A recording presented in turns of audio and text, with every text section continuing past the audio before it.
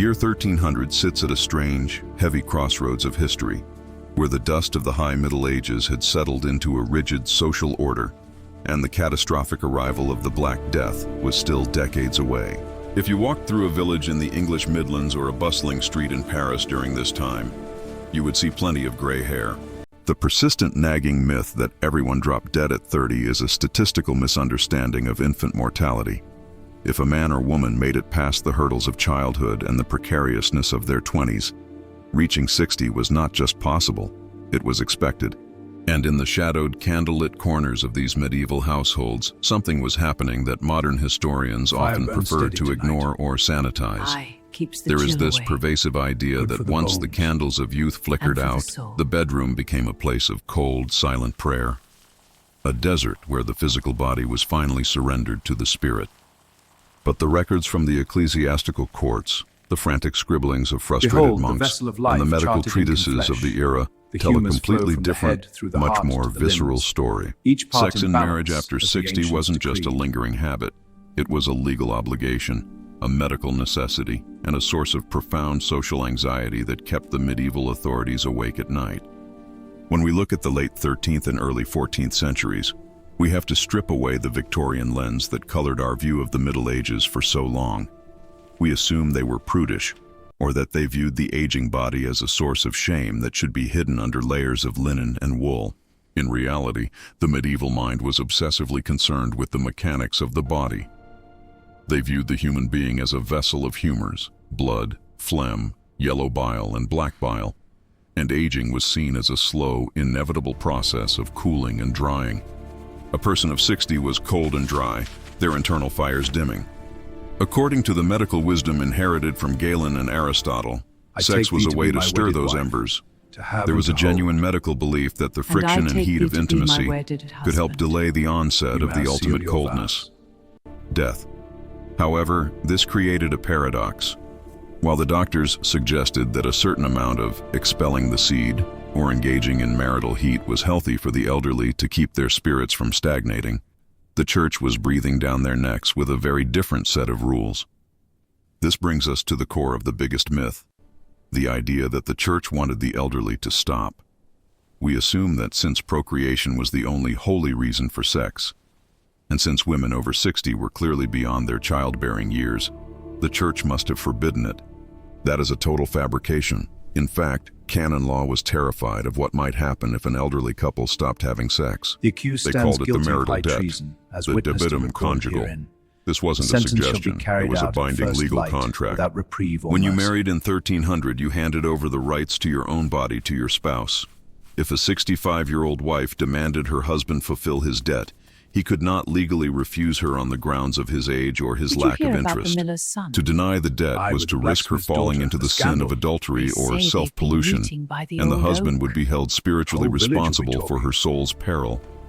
The bedroom of 1300 was a place of high-stakes legal negotiation, where the old were just as bound by the flesh as the young. Think about the physical environment for a moment. This isn't a Hollywood movie with glowing skin and soft music. It's a room that smells of wood smoke, tallow candles, and the heavy, slightly acidic scent of unwashed wool. This is a fair The bed offer. itself is a massive piece of furniture, often the most expensive item in the house, draped in heavy curtains to keep out the drafts that whistled through stone walls or timber frames. For a couple in their 60s, these curtains provided a private theater for a duty that the world outside monitored with bizarre intensity. We have records from church courts where neighbors or disgruntled family members would actually testify about the sexual frequency of elderly couples. Why? Because if an old man was seen as impotent or unable to fulfill his debt, it could lead to the annulment of a marriage, which in turn would trigger a massive legal battle over dowries, land, and inheritance. Sexuality in old age was the glue holding the feudal economy together. The medical manuals of the time, like the Secreta Mulierum attributed to Albertus Magnus, were obsessed with what happened to the vital heat of an aging person. There was a fear that if an elderly man engaged too vigorously, he would leak out his remaining life force and die on the spot. But if he didn't engage at all, his humors would curdle and turn toxic. It was a tightrope walk. They recommended specific diets to help the cold elderly body perform its marital duties. You'd see 60-year-olds consuming massive amounts of chickpeas, rocket, ginger, and even more questionable concoctions involving the brains of small birds or the dried parts of stags, all in an effort to ensure they didn't default on their spiritual and legal debt. This wasn't about romance in the way we understand it. It was about the maintenance of a machine. But don't mistake this for a lack of passion. The literature of the era, from the ribald fabliaux to the more serious courtly poems, often mocked the old January marrying the young May, but it also acknowledged the persistent, sometimes inconvenient desires of the elderly. There's a persistent myth that women in 1300 were passive vessels who lost all agency once their hair turned gray. The legal records say otherwise. We see instances of women in their 60s dragging their husbands to the local archdeacon's court, complaining that the debt was not being paid. These weren't quiet, Father, shameful secrets. The truth must They be were known. public, My child, legal some grievances. truths are too heavy to bear. The And woman was lies asserting are her a right to greater physical burden. satisfaction, Speak now. I not just cannot. because she The order wanted forbids it. but because the law You told her it faithless was her wretch! due. Before these The holy idea men I of the accuse you. asexual My love, grandmother I beg is you, a much this is a later invention. misunderstanding. In 1300, Silence. she was a You will person hear with a the legal truth in claim this on her court. husband's body, and she wasn't afraid to use the power of the church to enforce it. The tension comes from the clash between this legal obligation and the religious ideal of continence. The church fathers, like Thomas Aquinas, wrestled with this. They argued that while sex for pleasure was a venial sin, a small, forgivable stain on the soul, it was a greater sin to deny your spouse. So you have this strange culture where elderly couples were essentially encouraged to commit small sins to avoid committing large ones. It's a messy, complicated, and very human reality that shatters the image of the medieval period as a time of simple, binary morality. They were pragmatists. They knew that the fire of the flesh Father, didn't I just have go sinned. out because the calendar turned. Confess your sins, my son. Let's talk about the I have open loop harbored that dark kept people thoughts. of the time on edge. God The forgives fear of the penitent. wandering I seek womb. absolution. It sounds like something out of a horror story, but in 1300, doctors genuinely believed that a woman's uterus was an independent animal that could move around inside her body.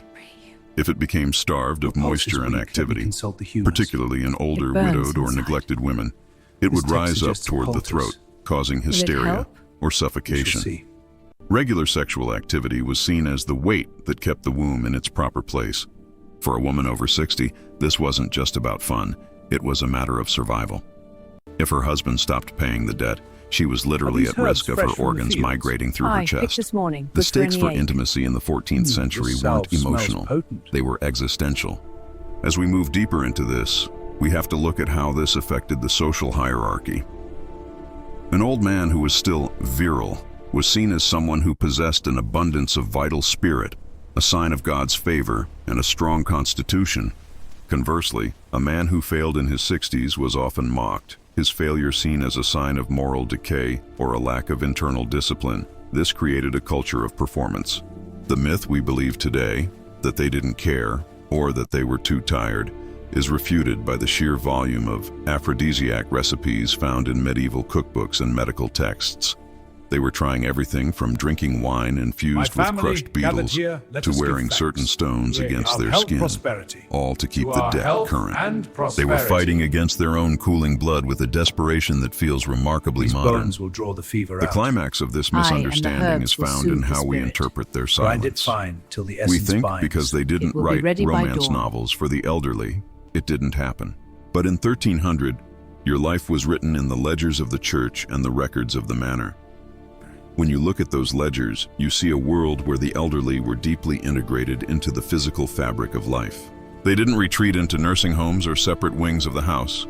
They lived in multi-generational chaos where the bed was often in the main room. The privacy we take for granted didn't exist, which meant that everyone, children, servants, and neighbors, knew exactly what the 60-year-olds were up to. There was no myth of asexuality because the walls were thin and the legalities were public. It's also worth noting the role of the Black Death's precursor years. The early 1300s were a time of great famine and hardship. In times of stress, humans often turned toward intimacy for comfort, and the medieval person was no different. The debt became a way to Lord said, reaffirm life in "Blessed a world that wage for felt dandy increasingly price." fragile. It was a Amen. way to generate that vital heat in a literal and metaphorical sense. The biggest myth isn't just about the frequency of sex, but the intent. We think it was a chore or a forgotten relic of youth. To them, it was a battle against the cold, a legal shield against divorce, and a desperate medical treatment for the soul. If you really want to understand the grit of 1300, you have to stop looking at the illuminated manuscripts of virginal queens and start looking at the court testimonies of commoners. You find stories of 60-year-old men accused of excessive lust by priests who were worried they were spending too much time in the marriage bed and not enough time in the chapel. The concern wasn't that they couldn't do it. It was that they were too good at it, even at an age when they should have been preparing to meet their Maker. The church was caught in a trap of its own making. It had turned sex into a mandatory debt, and now it had to deal with an elderly population that was more than happy to collect on it. The reality is that we have projected our own discomfort with aging onto the past. We want the people of 1300 to be simpler, or holier, or just deader than they actually were. But they were made of the same nerves and desires we are, just wrapped in different justifications. They used the language of humors and debts instead of hormones and rights, but the physical reality remained unchanged. The next time you think of a grandmother in a wimple or a grandfather with a wooden staff in the year 1300, don't imagine them sitting by the fire in silent contemplation. Imagine them negotiating the terms of the debitum conjugal under a heavy wool blanket, using every medical trick in the book to keep the vital heat alive for one more night, knowing that the local archdeacon is just one neighbor's gossip away from checking their progress. This history isn't tucked away in some fascinating archive. It's hidden in plain sight in the laws that govern their lives. We've been told a lie about the short, brutish life of the medieval person, a lie that serves to make us feel superior and more evolved. But in many ways, the 60-year-olds of 1300 had a more robust, legally protected, and medically encouraged sex life than many people do today. They didn't have the luxury of falling out of love or growing apart in the physical sense.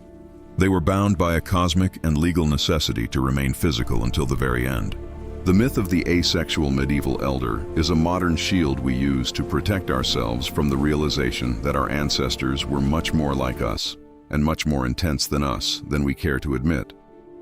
What this tells us about the human condition is that the body's demands don't respect the boundaries of historical eras. The rules change, the justifications change, and the smells in the room definitely change, but the drive to connect and the fear of losing that connection remain constant.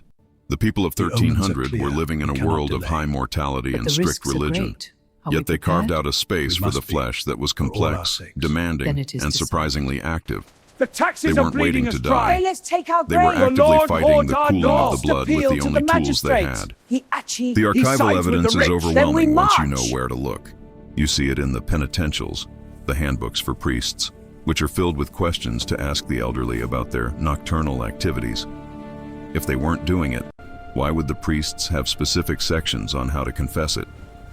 The very existence of these how-to guides for the confessional booth proves that sex after 60 was a standard, expected part of the social fabric. It was a topic of conversation, a point of law, and a concern for the soul. The silence we hear today is not their silence. It is the silence of later historians who found the reality too earthy to include in the textbooks. If this shifts your perspective on what life was like 700 years ago, you're not alone. Most of what we know about the Middle Ages is a collection of tropes designed to make the present seem like a pinnacle of progress. But when it comes to the intimate lives of the elderly, we might actually be the ones who are more repressed.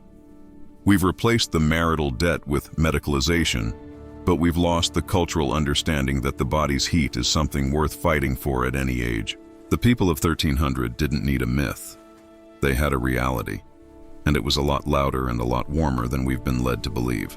If you want to dive deeper into how these laws and medical theories actually played out in the courtroom dramas of the 14th century, leave a comment below or look up the records of the consistory courts. There are thousands of stories waiting to be told that have nothing to do with kings and everything to do with the vital spirit of ordinary people.